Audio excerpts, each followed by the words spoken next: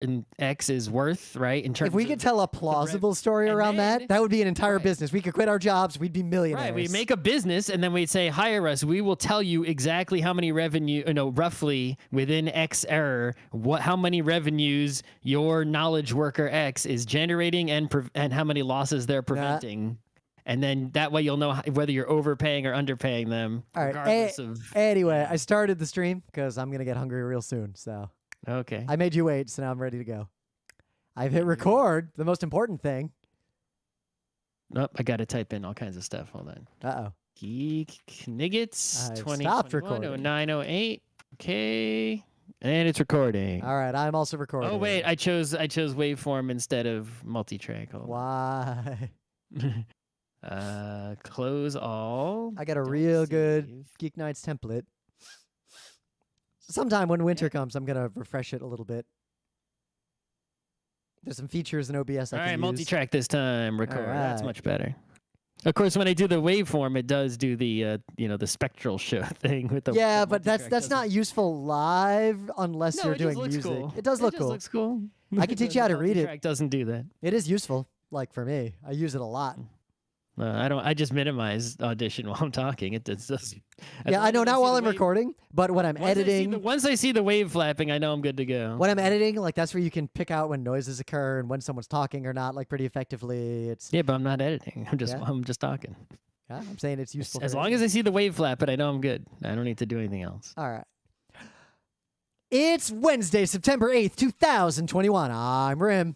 I'm Scott. And this is GeekNights. Tonight we are talking about the Superman.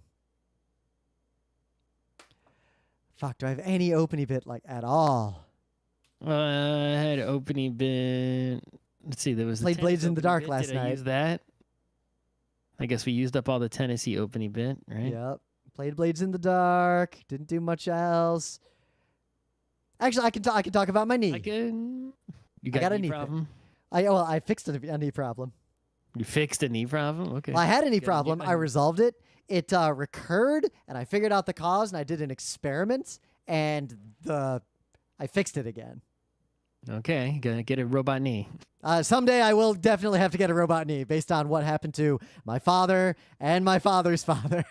They have robot knees? They both have robot knees. Well, one's dead, but he had a robot knee. I will get a robot knee. I'm confident. Well, the main advice my dad had was... Who designed these fucking knees? What garbage. Yeah. Hey, if you're talking about the knees, I have some concerns around the upper and lower back while we're at it. It's like, all right. Why are we standing? If we just didn't stand up straight, we'd be all right. Yeah, but standing up straight does have some benefits. Reaching high shit. All right. You can just stand up straight when you got to reach high shit, then go back down. Why you got to stay up there? So years ago, I was having a problem with my left knee biking, which had been a problem that occurred off and on my entire life. Like it would come and go. And lots of people have biking knee problems, and we usually say either gear too high, gear too low, seat too high, seat too low, right? Yep. Always something like that. And way back, I did originally fix that problem by going to a bike shop and sitting down with an expert who sized my bike to the right height and watched me pedal and then fucked with it. And then and he was like, okay, you probably won't have any knee problems again. And if you do, then raise it up a half a centimeter or down a half a centimeter and see if it goes away, like from this. And it disappeared, like no knee problems. But then I started biking a lot. And especially last summer over COVID, like I started biking centuries like pretty regularly. That's 100 miles if you're not, like bike people just call it a century for reasons you can imagine. Like it's a nice way to say it, but a lot of people try to be like, I biked a metric century. And yeah. I biked a Gregorian century. Anyway, so my knee problems came and went, but eventually I got to a point where I was having a slightly different knee problem. And physical therapists, there's two different ways to go with that particular knee problem. It's the problem where like the front inner part of your knee or the top of the patella hurts. And basically they either say you've got to put less pressure on your downstrokes, or in running, do shorter strides because it's caused primarily by stressing that upper part of the patella, like the pressure of striking the ground or pushing hard with the pedal. So, but it can also be caused if your muscles are imbalanced. And that is often the case with people who cycle but don't do any other sports, or people who run but don't do any other sports. Basically, anyone who does one very narrow type of sport is at risk for these kinds of knee issues if you do that sport a lot, because you'll overdevelop the specific muscles that do those things, and the rest of your muscles are weak, so eventually those muscles get too strong and start pulling on I don't shit. understand how that happens, because I'm pretty sure doesn't cycling use every single leg muscle Oh, that's in the leg? no, not even What close. other leg muscle is there? So, I solved this problem, and I did talk to doctors. Like, this was advice, but this advice, and I cannot stress this enough, does not apply to you or any random person unless you talk to a doctor, because this is only a concern for people who have extremely overdeveloped muscles.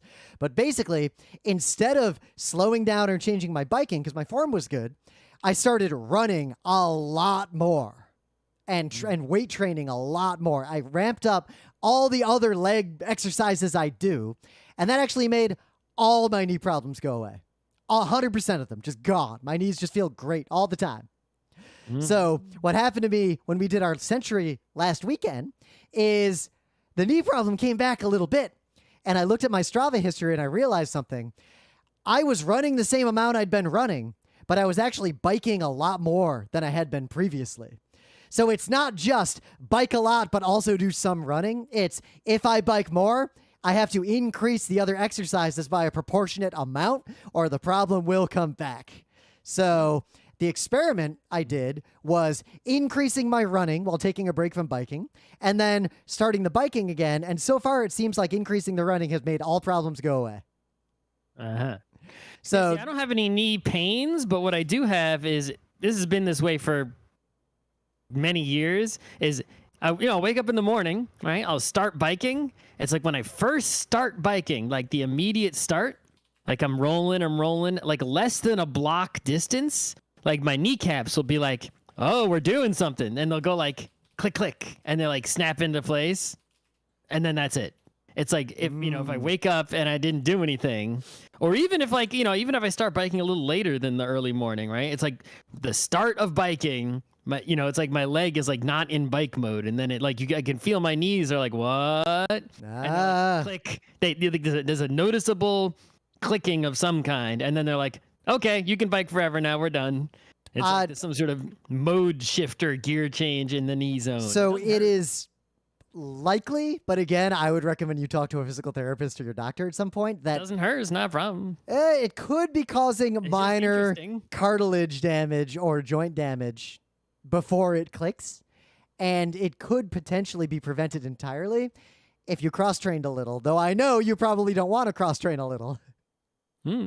I did find, I think we talked about this last time, right? The one exercise other than biking that's actually fun is jump rope. Oh, yeah. Jump rope. Also swimming, but swimming's a lot harder to Oh my! So the other thing I noticed was just because we went to the shore for that private beach house, and I also went to that lake house for a family thing. So I had 2 weeks of swimming almost every day. Yeah, but not Holy like lap shit! swimming. Did that put me in like preternaturally like good shape? But it's not like lap swimming. It's just, hanging out in the water. No, I was swimming. You weren't hanging out with me in the water. I was swimming back and forth in the waves. Like I was doing laps in the okay. water. Yeah. But I was. Uh-huh. But I actually lost 3 pounds on that Wildwood trip. And I think it was solely from all that swimming. Anyway, got some anime. Swimming's hard to do. You got to have money. Oh, yeah. So the thing is, I'll run 13 miles, no problem. I'll bike 100 miles and just be a little sore at the end.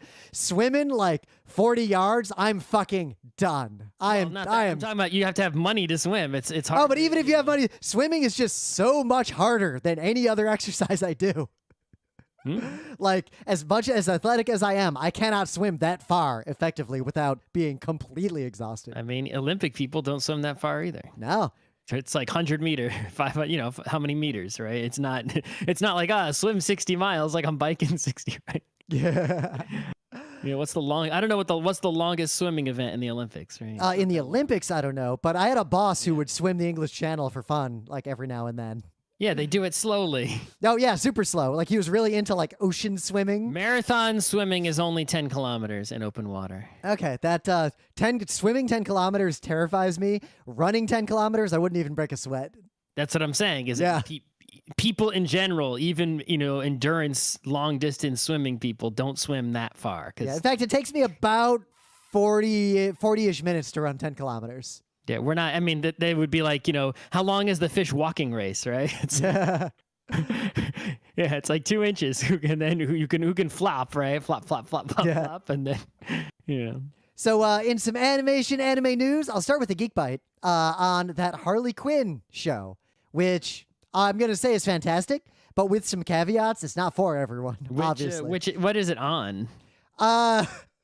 So I must admit that I don't know because I am watching it on my NAS.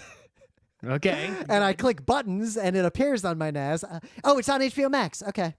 Oh, well, I have HBO Max now. Okay. Oh, so it looks like it was somewhere else, but is officially moved to HBO Max permanently. So as of 2020, I'm going to cancel Netflix soon-ish. But HBO Max right now has the most stuff that I want to see, and HBO Max the Wizard is City. So I just got it.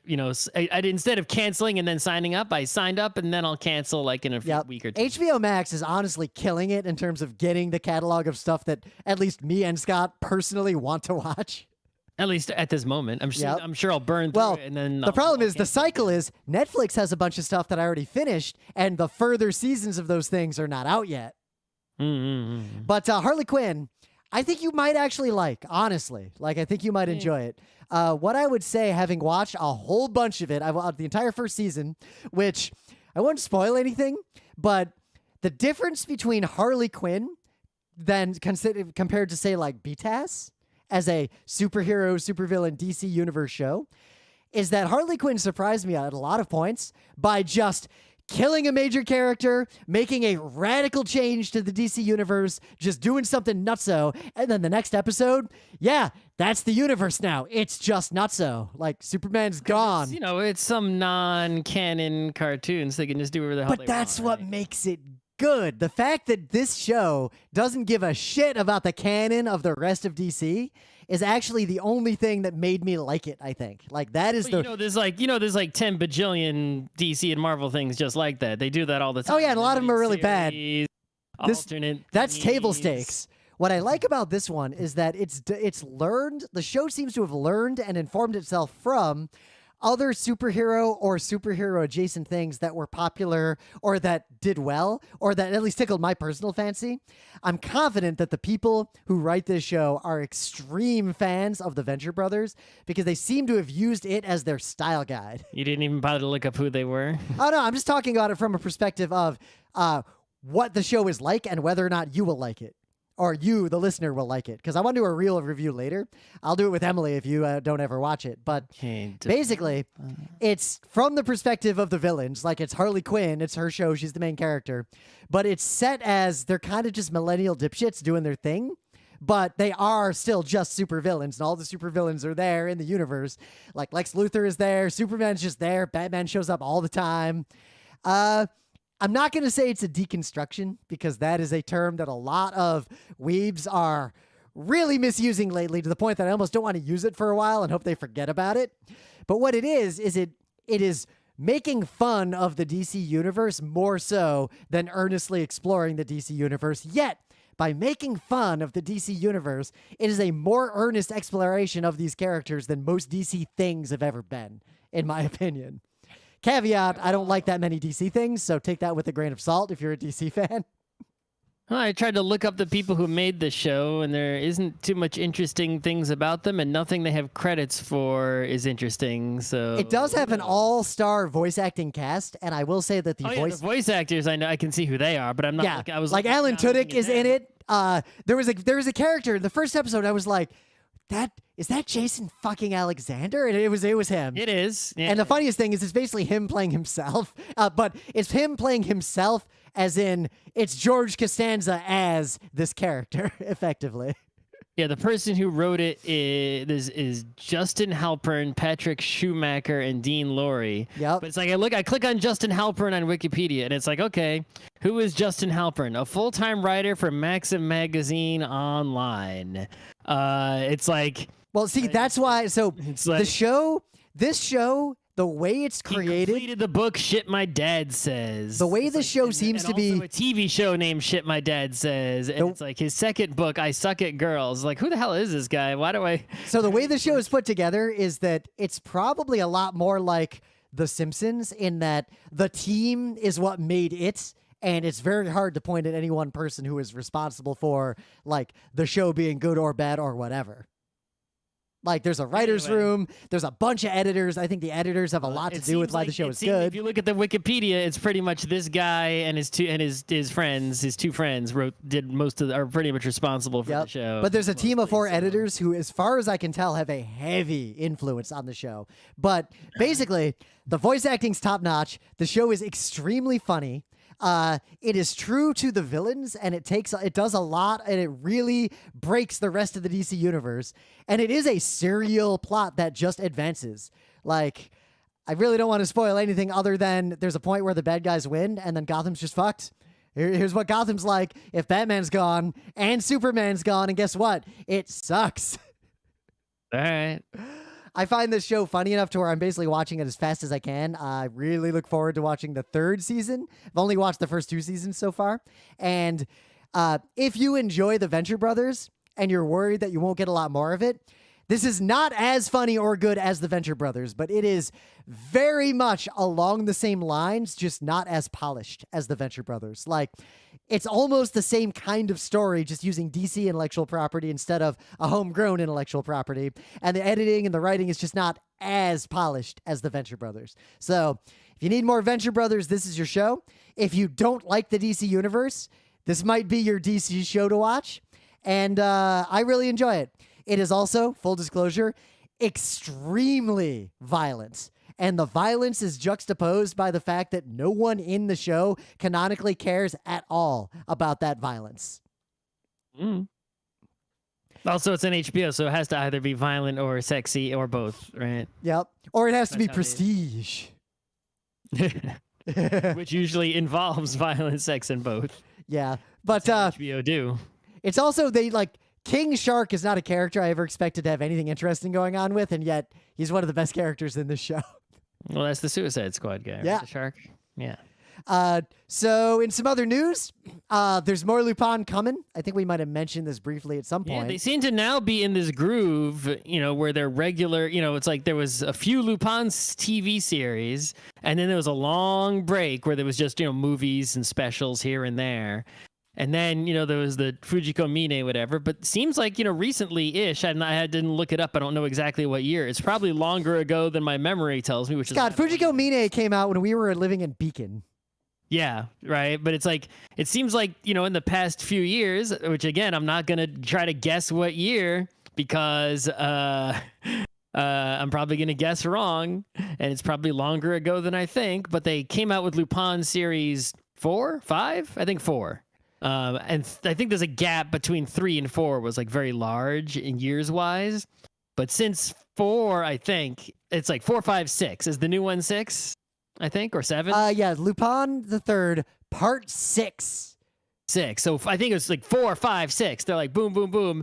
And I haven't seen them, but all the indications are that they're all, high level, well, very good Lupins. Pretty much every Lupin. I just have to figure out where they are so I can watch them. I honestly probably will. Starting with Fujiko Mine, pretty much every Lupin thing that's come out since then has been a top tier Lupin and a top tier just animated thing, to be honest. It feels like there was some sort of turning point where like someone was looking at the Lupin status quo and they're like, okay, Lupin's just sort of in this rut of doing his thing over and over, right? We got a choice. We can either put a sock in it, be like, all right, that's enough, or we can, give it another go. And it seems like they gave it another go and it's working out. And they're just, we're right. Like, if you're a Lupin fan, you're just riding this. Fueled the Lupin and it's still going at full speed. But the other thing interesting, now, it's not clear because I see him credited as a writer, but also as a guest writer. Like, it's not, and maybe he has a producer role, but Mamoru Oshii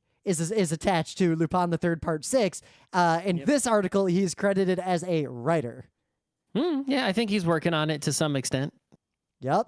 But okay, he is a guest writer. Looks like there's some other guest writers. So like there's a mystery novelist who's popular, Taku Ashibe. It might There's be one episode per person kind of deal. it might be something like that, which honestly intrigues me even That's more. exciting. Do a little Lupin anthology series in season 6 here. Yeah. There's a note in this Anime News Network article that Oshii was at some point in the past involved in a unnamed Lupin III film that never got made. It just got canned for some reason.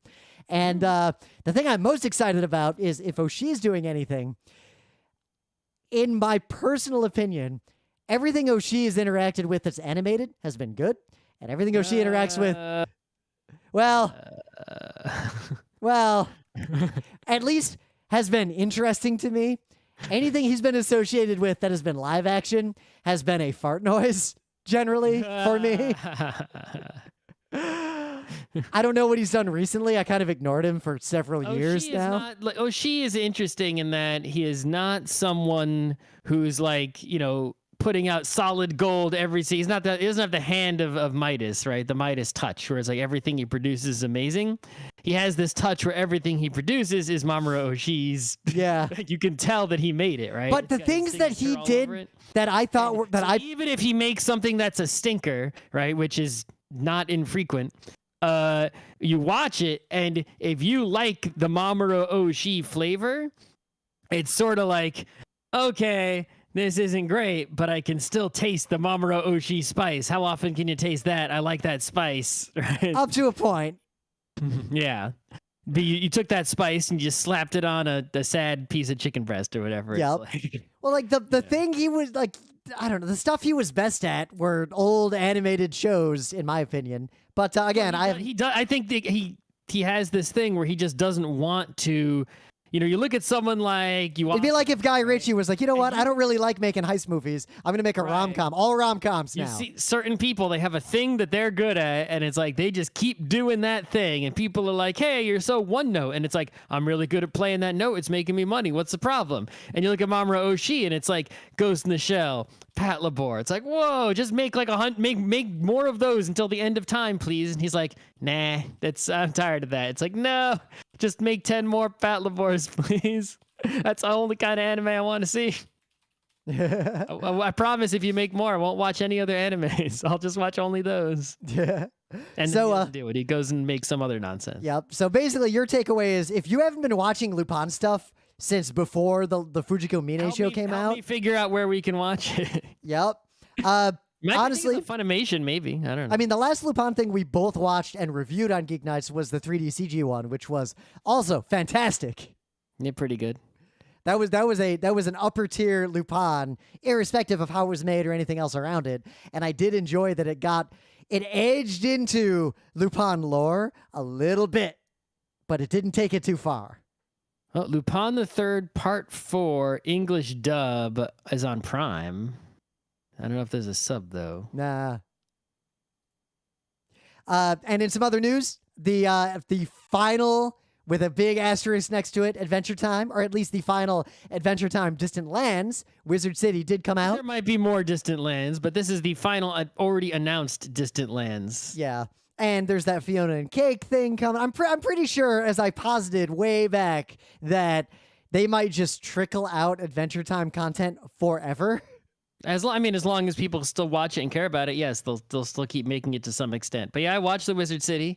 I'm not gonna say anything about the Wizard City except something happens in it that made me specifically it won't upset other people necessarily, but it made me specifically very, very upset and unhappy. But then, do not miss the post-credit scene. There is a very brief, we're talking seconds long, right? Just a few seconds, post-credit scene. Essential post-credit scene redeemed all and erased all unhappiness. So that's like the opposite of the Alien 9 post-credit scene. Do not miss the post-credit scene. It is maybe even the best part of the Wizard City. I'm just glad that they, in the show, like in the universe of Adventure Time, tried to do everything they could to let Peppermint Butler become what he was before the thing happened. I like that just as a character note on the overall arc. No, I didn't watch it yet. Oh, okay. Well, you should watch it before you say things like that. I mean, sending him to wizard school, that's as good as you're going to do in terms of undoing. You should watch it before you say things like that, is all I'm saying, because you're way off. I was thinking the same thing you were thinking when I read the description, but the nature of Peppermint Butler's status is not what you were thinking it is. I thought the same as you based on how he ended up the last time we saw him. But our thinking was wrong, or at least they made our thinking wrong with what they have done in Wizard City. So interesting. That implies anyway. We'll review it fully probably after we review those Evangelion movies. Now that they're all out. Yep, I saw them all. Yep, I've seen all of them pretty soon. Maybe I'll watch them all again. I have an urge to watch the original show again.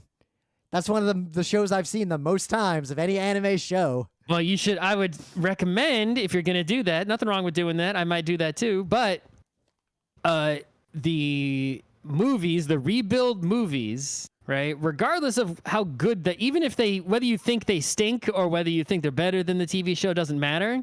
In my opinion, one interesting feature of them is that by their existence, the original TV show is better because these rebuild things just are there.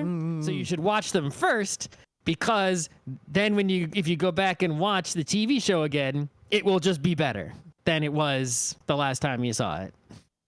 Thing is, that original I still remember the first time I saw the original Evangelion, and I stand by it being one of the best animated things ever made. Well, it'll be even better if you watch the rebuild movies, even if you hate them. Even if you hate the rebuild movies, if you just watch them and then go back to the TV show will be better than it would otherwise be.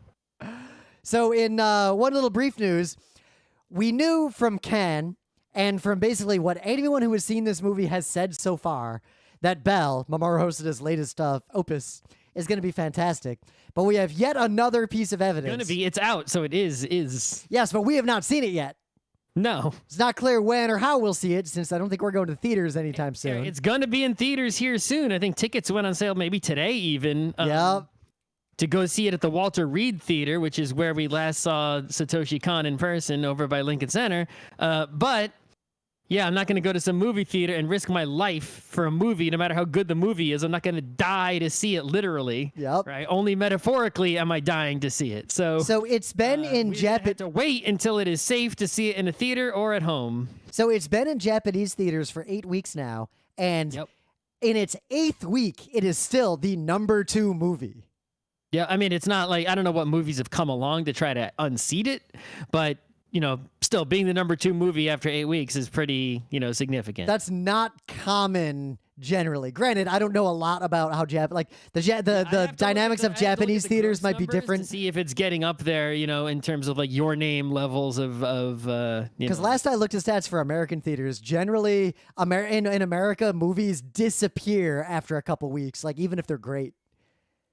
Yeah, I think Your Name is basically the current bar, right, for an anime movie in Japan, that the high bar, right? So you see how close it gets to that bar to judge, how well it's doing. Spirited Away was the previous bar, but Your Name broke it, so. Yeah.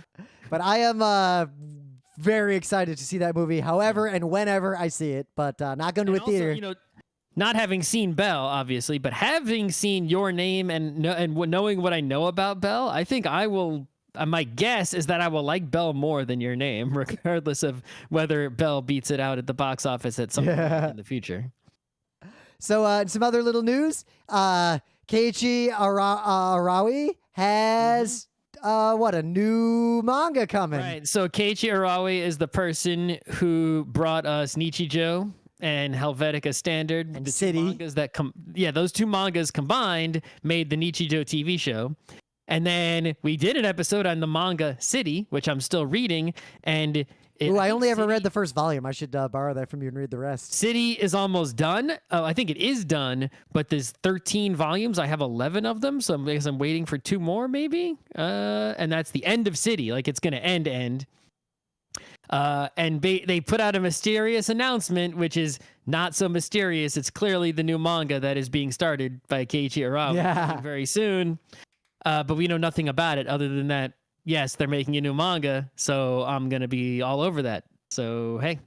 I gotta actually look. I'm not sure. Keep your eyeballs on the comic order form for the remaining volumes of City in English and the first volume of whatever the hell's coming next. I'm trying to figure out where I can watch Nichijou because it hasn't been on Crunchyroll for a long time, and I can't actually find it. Funimation, Pirate Bay. I just Googled where can I watch Nichijou legally, and Crunchyroll is still the top result, despite the fact that it hasn't been on Crunchyroll for years. Streaming is what I'm going to type in. Nichijou, My Ordinary Life, watch on Crunchyroll. Yep. It's not there, obviously. Might be on Funimation. Where to watch Nichijou? It's on Funimation. I found it there. Okay. You got to pay for the premium Funimation to watch it. Okay. All right, there we go. Put a little marker there. But anyway, things of the day. So this is a very short Twitter video, but it is just someone used a deep fake algorithm to replace an actor in the famous movie Pretty Woman with Willem Dafoe instead. It's not the character you expect it to be, and or maybe it is. I mean, I assume if you know me, then you 100% assume that this is replacing Julia Roberts and not Richard Gere. But this movie, not worth watching in a modern era. A lot of problems in it, I would say. I haven't seen it since I was in high school. I never saw it. But you couldn't not know it existed in 1990. When I was a little kid, in the 90s, the one thing I took away from this movie was, why is George Costanza in it? Because I didn't even know he was in it because I only ever saw the poster and I knew the song. I'd never seen Jason Alexander in anything except Seinfeld and Duckman up to that point. Yeah, pretty much. But, it's like you couldn't escape knowing that the movie existed, but I never saw it, not even, I think, even parts of it.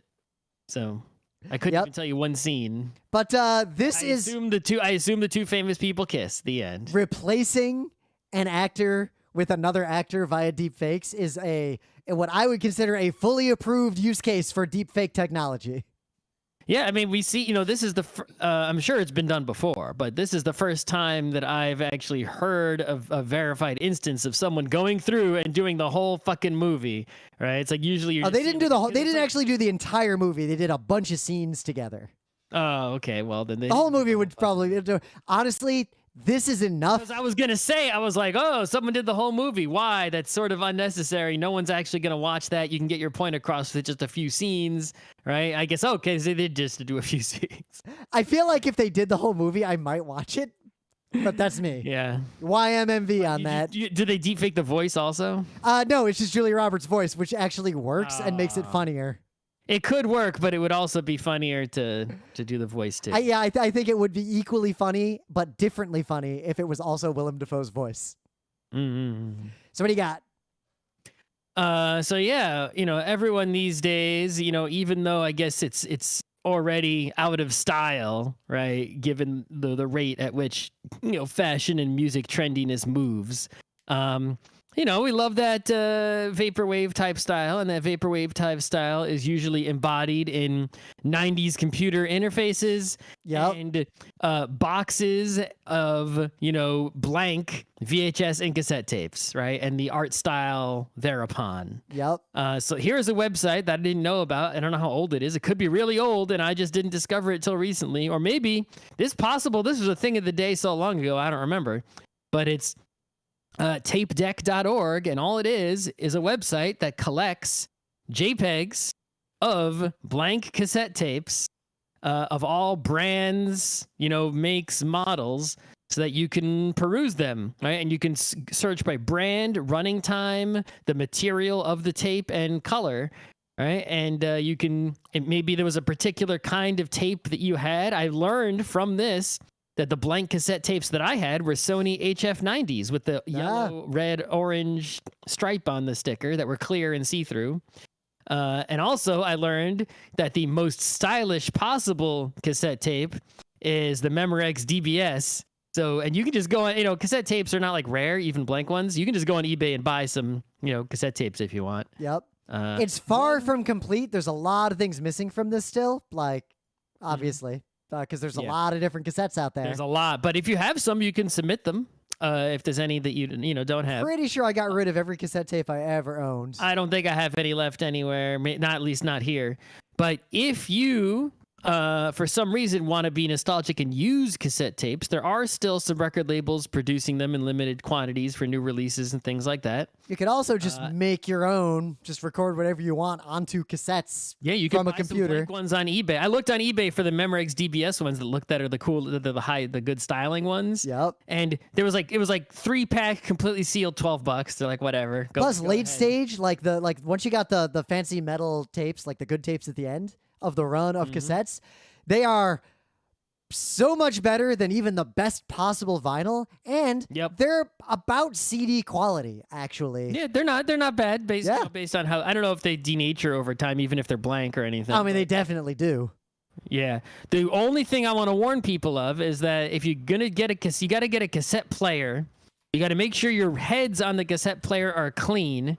Right, that everything's well lubricated, so it spins at the right speed of the motor and everything. You also have to make sure your cassette deck supports the specific formulation of the tape you're using. There's different types of cassettes. Right.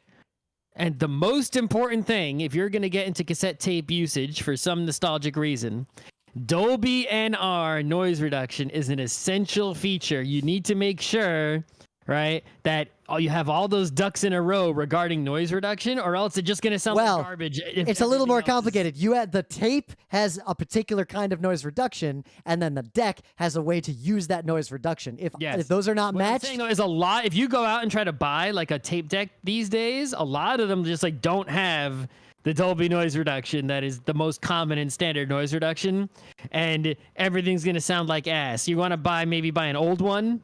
If you can't, like, buy like a really high quality one that's old. Like the same thing I do for cameras, right? Where like I buy, the most what camera was an absolute fucking professional using in 1990? It's like, yeah, it's a really old film camera, but guess what? It was top of the line then, so it's still really. You know what? Good. You know what I'm gonna link to? I'll put a third thing of the day in there. Instead of buying a shitty cassette deck made in the year 2021, go and buy like the ultra rich person hi-fi cassette deck from 1990 when Pretty Woman was in movie theaters, and that'll be way better. So I'll link to a third thing of the day that might be relevant if this piqued your fancy. It's a Techmoan video. I don't use them as the thing of the day because I've used them much in the past, but this is about a half hour long, and it will tell you the full deal on all the different kinds of tapes and the Dolby and everything. And if you watch this video, you will know more than you need to know about tapes, and you will be able to do whatever you want to do with tapes with no problems. This video is fantastic. Much like vinyl, don't go down the tape road because you think it's gonna sound better, because it's not. It's just for fun. That's the reason to go down the tape road, and also the aesthetics of the tape are cool. So, all right. So in the meta moment, the GeekNights book club book is The Tale of Genji. I have not read it. I read some yesterday. Oh, I didn't read any in the last week, but I did read a bunch up until the previous GeekNights. Yep, it's the first novel. Read it. The first novel ever in the history of humans. So it's pretty good. I said this a bunch of times. I'll just say it one more time. If you're reading it with us, we're going to finish it in the next month or two because we're actually reading it now. But do not try to get too precious about knowing exactly what happened and exactly who everyone is in every scene. We actually have an episode on this. I'm going to say so much stuff that's like, that there's going to be so many realizations and wrongnesses. It's going to be like, yep. Oh my God. I usually frame things by what kind of person was Genji trying to have sex with in that chapter? And that is how I remember what that chapter was. Oh, that person from that chapter was that person from a different chapter? Oh, I lose track. I'm pretty sure the same. The book now calls them something different, but I'm pretty sure.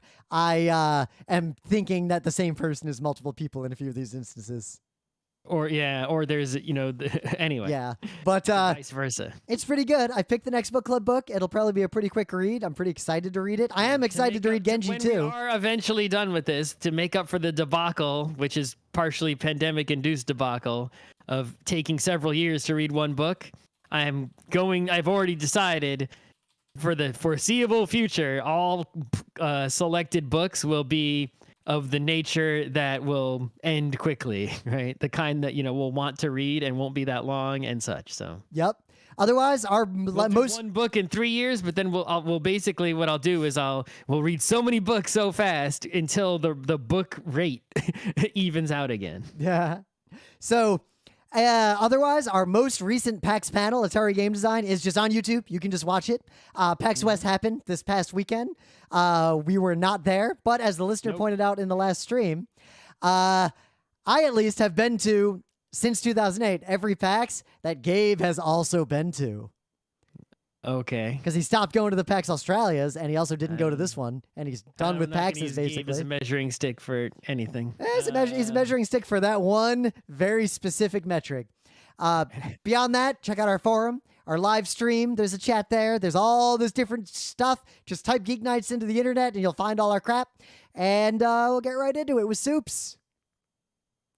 So, full disclosure, I'm not a big fan of really DC anything. Like, I like Batman and Batman adjacent things. And I appreciate Superman. I've seen a bunch of Superman things. Much like Superman, like Spider-Man, is one of those characters that just everyone, like in America, everyone knows Superman's deal, even if they have never read a comic book in their life, just like everyone knows Spider-Man's deal. Yeah.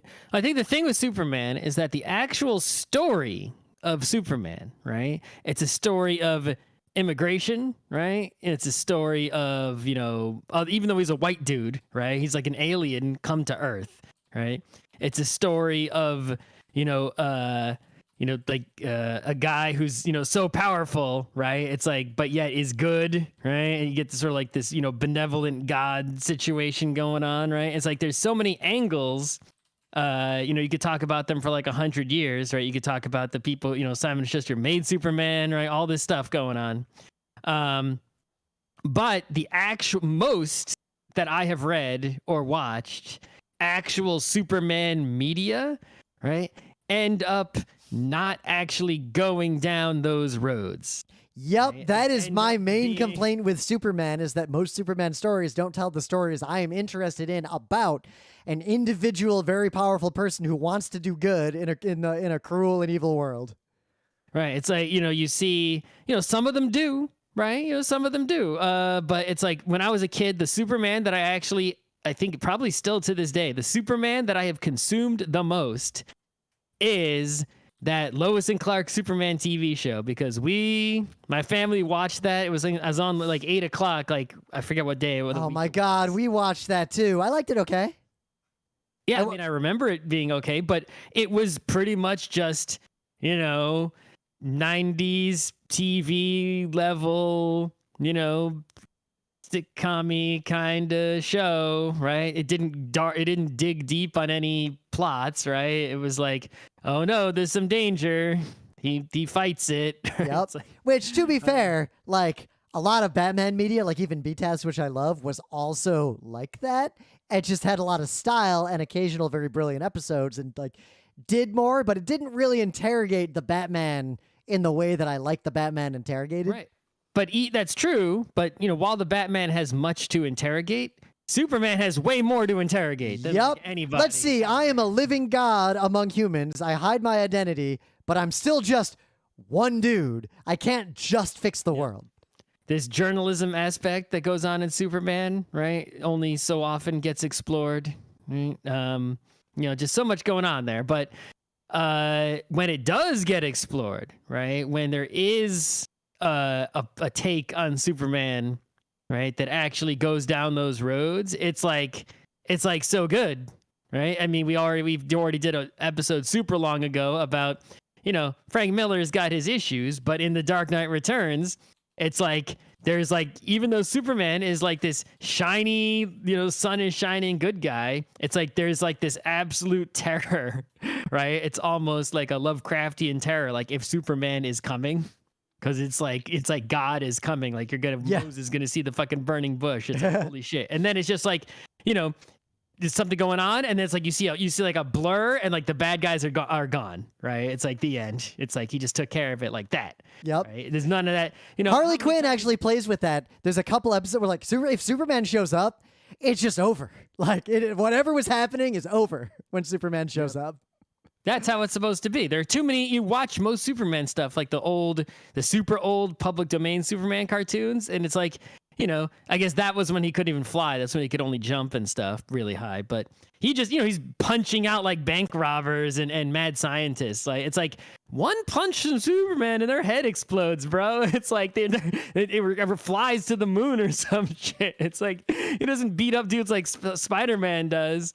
Right, it's Saitama level here, right? When you get involved with Superman, you can't be punching other human beings. They'll be ribs all over the place. Yeah, rib tips or whatever. The other Superman I actually saw way more of is the old black and white TV show because it was on late at night. I never watched that. I watched a lot of that show, and the only episode I have specific memories of. Because they were almost every one of that old show. Like the episodes were just, here's a very particular, very zoomed in, tiny problem that Superman is trying to solve. And the one I remember is some dude committed some crime. And he locked himself in an extremely thick safe until the statute of limitations would run out. And even Superman couldn't get in. Superman can get in. So that's the first No, problem. so the plot was Superman couldn't get in. It was too much for even Superman to get in. So he learned some technique to change the atoms in his own body, thanks to his superpowers in the sun, to walk through walls. Uh-huh. So he starts walking through the wall of this giant safe to get in, to arrest this dude. And the dude psychs him out by being like, yeah, but what if you don't rematerialize? This is real dangerous what you're doing. So Superman gives up. And Superman then solves this problem with his, in that show, massive intellect. Wouldn't the guy suffocate in the safe? No, he had a way to get air. This very much just pump gas in there. Superman wasn't evil enough to do something like that, I guess. In the end, they made the clock inside the safe move a little faster, so he came out 5 minutes before the 20 years was up, and then Superman just arrested him. Oh my God, that's ridiculous. That's what that show was like. That's awful. Yeah. That is my memory of that episode. In some ways, it's clever, right? But in other ways, it's like, you got Superman right there. That's what I'm saying. Superman has nothing to do with that. If you saw, that's an Indiana Jones situation where he contributed nothing to the solution. He came up with the idea. I guess maybe. There was another one where I remember he had to use his heat vision to save the day, but he was still Clark Kent. So he couldn't do it because it would melt his glasses and everyone would know. And in the end, he almost solved everything with a clever idea. The clever idea was he removed the lenses from his frames to be able to do the thing without melting them, though, for the one time he needed to do it. The end. Mm-hmm. Okay, yeah. That's the other, right? So I think that's also, where some of the corniness comes from, right? It's like you have this good aspect of, he was raised by humans, right? And is that connection to humanity, right? Parents, even though they're not his real parents, his biological parents, they're his real parents, not biological, right? His biological parents and from whatever alien, Krypton, whatever, right?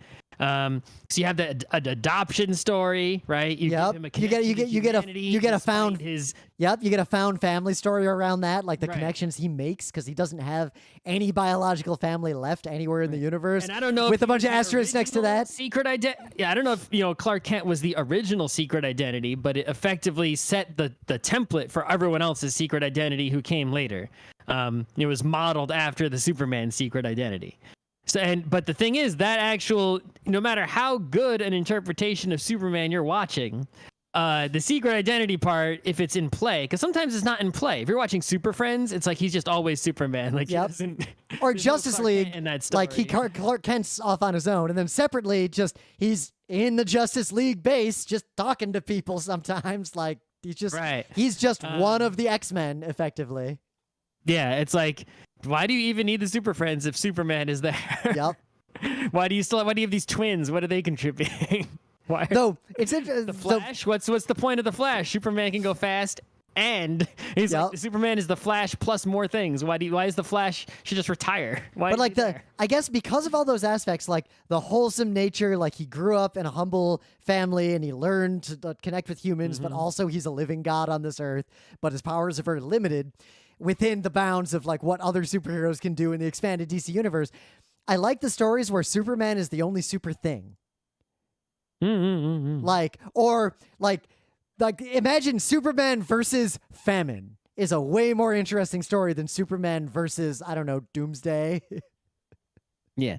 Well, I mean, you think the number one Superman villain is Lex Luthor, right? Who, I don't know, I guess over time, if you read certain comics, has superpowers, but at least nominally. Oh, actually, the basic Lex Luthor is just Elon Musk, right? Elon Musk is literally Lex Luthor. It's a rich dude who's up to no good. Yep. Is just evil, and runs a business. So it's really, Superman versus, industry and capitalism, right? And metaphorically, the story there is really good. But the way it plays off, it's like if there was a Superman and there was an Elon Musk, Superman could just the end, right? Why it's like, but he won't. It took a while before Lex Luthor found out about kryptonite somehow. Superman could have just taken care of him at any time before that. The end. Why did this happen? Yep. Makes no sense. It's just silly. So it's like these metaphors, right? Because of the structure of the story and the personality and whatnot, the good metaphors and the good stories told to Superman can't escape those sort of corny, ham-fisted plot holes and various things when they try to keep the story down to earth, right? And so depending on which Superman you read, a lot of times it's like, it's hard to digest as someone with a brain from the year 2020. Yep. There is one of the later Superman cartoons, one of the more recent ones. They do a really good take on Lex Luthor. And because like the long roundabout story is basically that Lex Luthor is so fucked up and evil and Elon Musky that his main thing is that he thinks Superman is an evil threat. And always has been true, yeah. And is hiding it all. Similar to J. Jonah Jameson in Spider-Man, only. But JJ isn't actually evil. He's just sort of like But that show resolves that. Like the big plot of that show is eventually something happens, and Lex Luthor gets Superman's powers for a little while. I think there's been some comics where Luthor gets magic or all kinds of other powers. I mean, I'm pretty sure, but I don't. Sometimes he wears like some sort of mech suit. He's almost like an Iron Man situation. Yep. Which is also a very Elon Musky thing. Yeah, and the thing is, unlike Batman, I don't know which Superman things in a cartoon it's all also came from a comic because I've never read Superman comics. But there's gonna be some listener who knows the real deal who's gonna be like, "Oh my God, you're so wrong about this." And I'll link to it because there's this really good scene where Lex Luthor like sees everything and realizes that Superman was actually earnestly a good guy. Mm-hmm. Well, there is, that's another good angle to put on Superman that is not often put is even though he's a good guy, right? If you believe in democracy and you believe in human self-determination, right? Then you got to let humans make their own mistakes. Right. Even if Superman exists, right? Even for him to do good is still tyrannical, right? It's like it's like even if you have a government and you vote for a president and there's an army and the army obeys the president's orders, it's like even if Superman is just chilling at home in Kansas, everyone is effectively in principle, obeying Superman's orders, right? Because if you weren't obeying his orders, he could just take the army and throw it into the sun.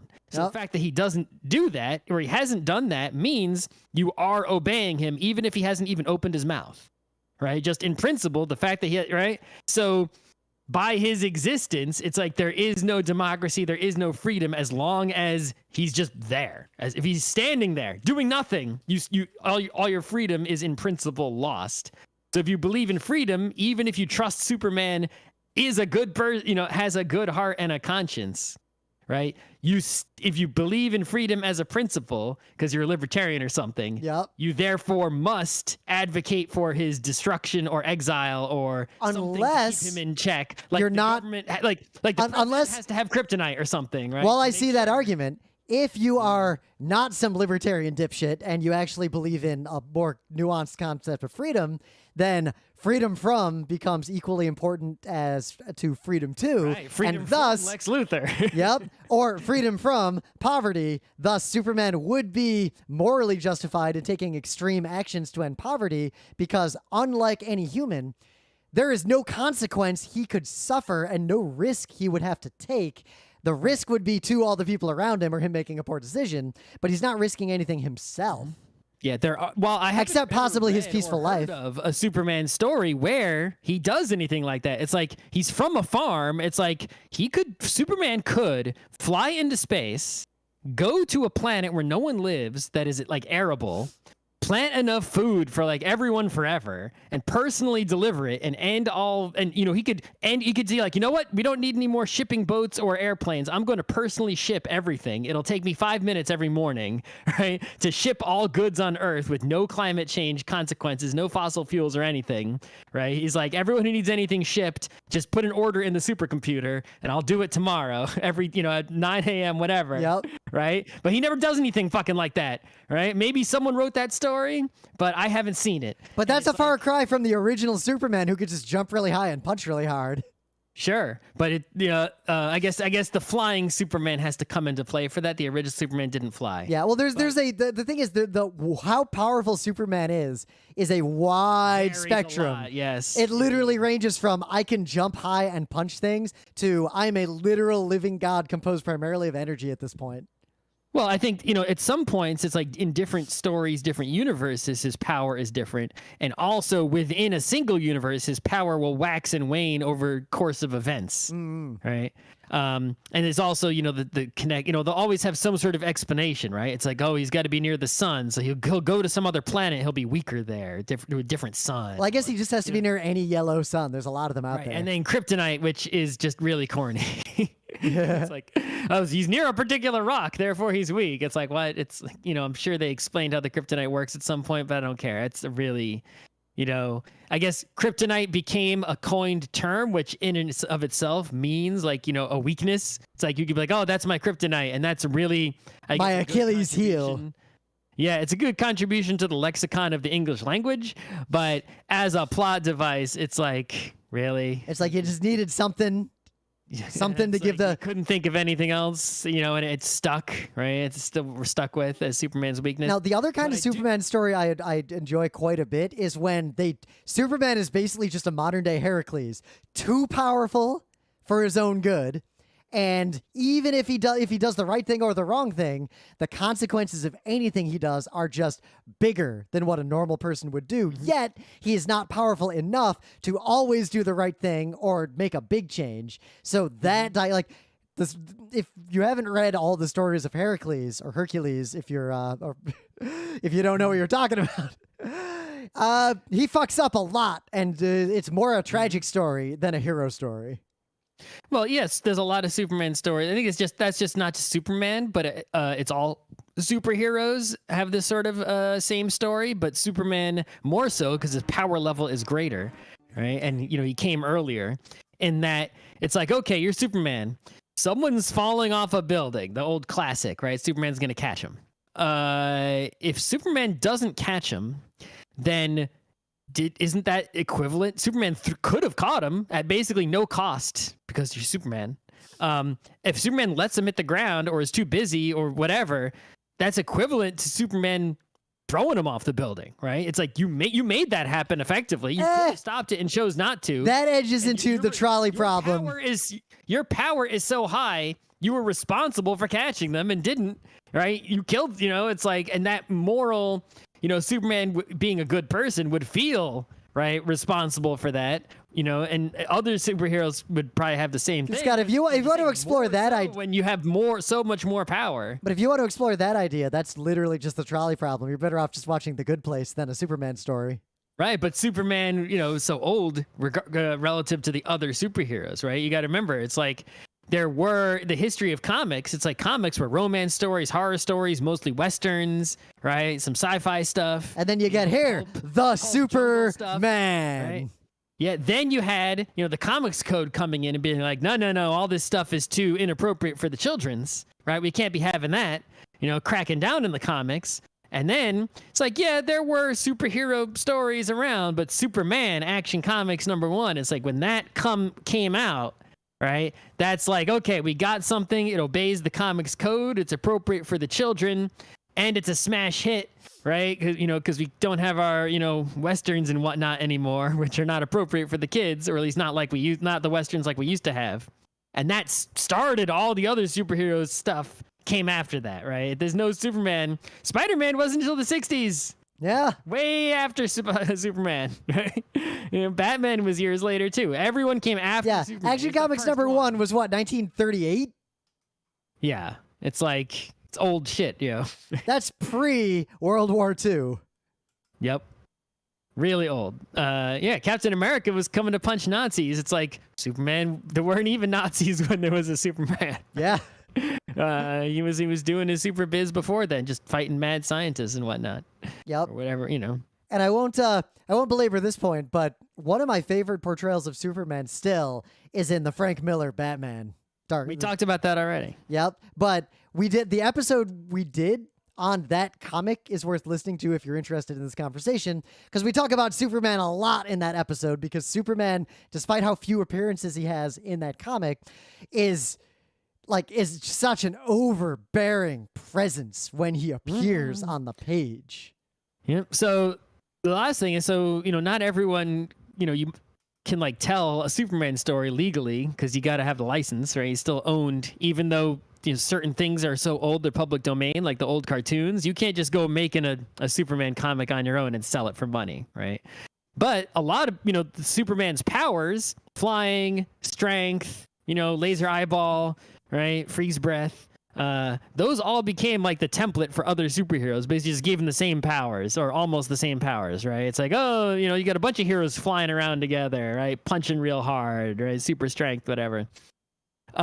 So what you have seen is, even if Superman himself doesn't officially tell the kinds of stories that I would like to see from Superman, at least often enough, you do see a lot of times other people writing superhero stories with a superhero that is effectively fucking Superman. Right? Yep. They fly, they punch hard, they're basically invincible. They just have a big R on their chest, maybe. Yeah, or something like that, and they just tell a story that could have been a Superman story, but isn't. It's in some. But it's another person. That is actually the legacy of Superman that I am the most invested in. The people who take the long shadow of Superman and tell the story of a Superman themselves, not the canonical Superman. Yeah, well, I mean, people do that with Superman too, miniseries, alternate universes, and whatnot. But one that comes to mind that I like a lot, which isn't the greatest, but I have it and I've read it all, is there was a series called Rising Stars, and in it there's a bunch of superheroes, but one of them is Superman-ish, right? It's sort of Superman, Captain America-ish type of character. And spoilers for Rising Stars, he goes around the whole world and just takes all the nuclear weapons on Earth from every country. He just yoinks them and throws them and gets rid of them. He's just like, pup, that's it. I forced nuclear dearmament, right? Deal with it. What are you going to do to stop me? You're not going to stop me with the nuke. Yeah. I'm effectively, right? And he just fucking does it. And it's like, that's the shit I love to see, right? That sort of stuff that, Superman occasionally does stuff like that, but not often enough. Harley Quinn actually does their Superman take is interesting too, because when he shows up, he not only is all powerful, but he also doesn't show up when he should. And well, that's what Saitama does. Yeah. But he's very much portrayed as you could be doing a lot more, buddy.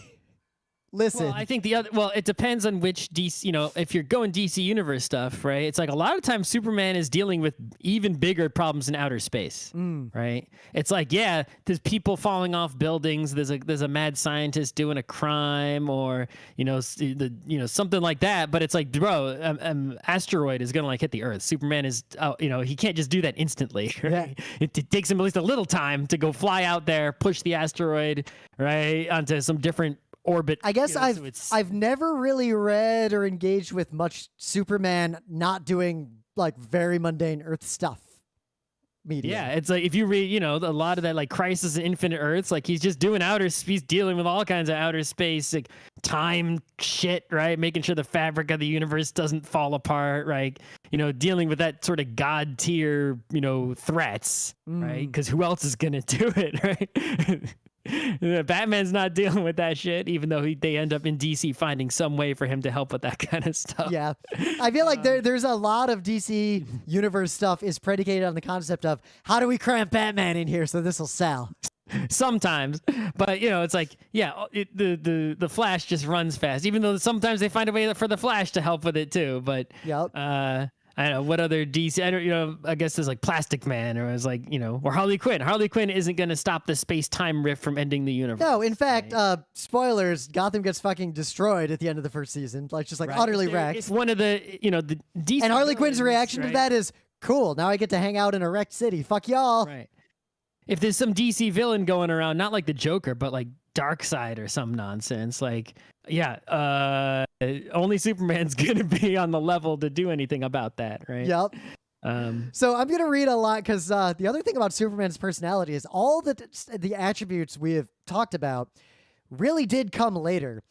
In the earliest days, Superman was, quote, rough and aggressive. He often used excessive force and terror against criminals, and on occasions even killing them. It was like a like a mean Dick Tracy kind of. Yeah, like you look at the early concept designs, and he's this kind of just jowly looking dude. Yeah, he just was really strong. Yep. And he was bulletproof. And the comics code actually forced the change in his personality. Mm-hmm. So he only had a couple years of mean killing Superman, and then he turned into the Blue Wonder Boy Scout. I mean, you only had a little while of gun Batman. Yep. Right? And it was just a detective, and then all the way in the future, Batman's got a kryptonite gun, but no regular gun. Then the censors turned him into corny old Adam West Batman. Yep. Because the Silver Age Batman is a lot like that Adam West TV show, all corny, right? It's all this, wacky, and whenever you see like those really silly like memes made with cutouts from a Batman comic, that's what it is. It's from Silver Age Batman for sure. Almost. But I appreciate this moment where Harley Quinn literally challenges Batman or Superman to a fight, and his response is just he laughs slightly and then he leaves. And Silver Age Superman comics, right, were sort of like equally silly. You ever see those ones where it's like, what's it called? There's where it's like, there's like all those comedic ones. How come I can't find any of them on the internet right now? I didn't read a lot of those. Because they're corny. Yeah. That's why you just see them as memes on, the internet, right? Yep. Here we go. Superman. Here we go. Superman from July number 218. It costs 15 cents, right? And on the comic, you've got a shocked Superman. You've got a woman who's pointing at a little Superboy who's flying. And the woman says, how can you deny I'm your wife, Superman? You signed our marriage certificate, and there's your super son. Why did you leave us? See, Daddy, me fly just like you. Featuring Superman's secret past, right? It's like, that's Silver Age biz right there. Yeah. That is not... Well, when you get into like crypto... Right, all the other adjacent supers. Right, all that stuff. That is all Silver Age stuff that... that's what happens when you're an old superhero, no matter what you are, no matter what your story is, right? Any superhero that was around in those days went through that corny storytelling trend of the Silver Age. And it's like, this dude's a god, and you're threatening him with some daytime talk show, who's the baby daddy shit. It's like, what? But on another scale, does he even care? You could argue that is a lot like look at old Greek gods again. It's just a ridiculous talk show drama nonsense baby mama drama constantly. And the gods care a lot about this for some reason. Yep. So maybe Superman cared a lot about it in that era. I think we don't have to worry about the poison pill of trying to make a canonically consistent Superman, because trying to make canons... It's not possible. Trying to make canons out of any large thing is just an exercise in nerd futility. So I do like because of those core features of the story that are good, to explore, and it's like you could explore them endlessly, right? It's possible to keep Superman around and relevant even to this day, but I think it's simply the company that owns it, right, not wanting to like, go down those roads because they're too, serious and heavy biz to go down those roads is why, you don't see, the like DC movies killing it the way the Marvel movies are killing it. Right? Because Marvel has always, there are the godlike figures in Marvel are all in outer space pretty much. You don't have to, right? And they're usually a threat. They're not usually your main hero. Your main heroes are always people in New York who just live there. Yep. Right? And for a lot of reasons, they kind of Spider-Man. just keep the X-Men off to the side. Yeah, but even the X-Men are just, they're mutants, but they're still human. They're not. Yeah, they're not gods. Cyclops could be taken out by a bullet if someone was careful. Right. I mean, almost every if Superman came to the Marvel universe, it's like anyone who lives on Earth is pretty much not going to fuck with them, right? Is there any Marvel? I would argue, not any major ones. You know Thor, who would take maybe? him out? Any of the psychic characters. Maybe, but Thor level, right? Is a Thor level character. Right? That's true. But That's true. What keeps Thor right from being Superman in the Marvel universe is that there's other gods in Asgard, right? It's like Odin's there. Yeah. It's not like Thor is the number one dude, right? Superman is the top dog, right? In the DC universe. It's not like there's some other, there are, but there aren't. Effectively, there's no name one. Name someone who's more important and more powerful. Someone who's not a DC Comics nerd, name one. Yeah, right? that's a better way to put it. Yeah. But yeah, name one that someone on the street knows who they are. I think the important thing to just take away from Superman is just that there's so much media that you don't need to think about like, oh, I like Superman or I don't like Superman, or just Superman is a kind of story. It's almost like a modern folklore that is so pervasive in our storytelling today that the echoes of Superman are in all this other media, and the echoes of Superman in just how we talk about things. Like you said, using the word kryptonite. That is the most fascinating thing about Superman, far more so than most of the stories told about him specifically. Mm-hmm. Yeah, even somebody who's like, never in their whole life watched or read or any Superman thing ever, right? Even some kid, right, who's just in elementary school will know what you mean if you say something's kryptonite. Right? Yep. So, and everyone sees the S in that shape. They, it's might as well be a Coca-Cola. There are logo. exactly two cool S's, and everyone in America has seen both of them. Yeah. All right, I think that was a solid show. 82 there's the chat there's a lot of people in this one.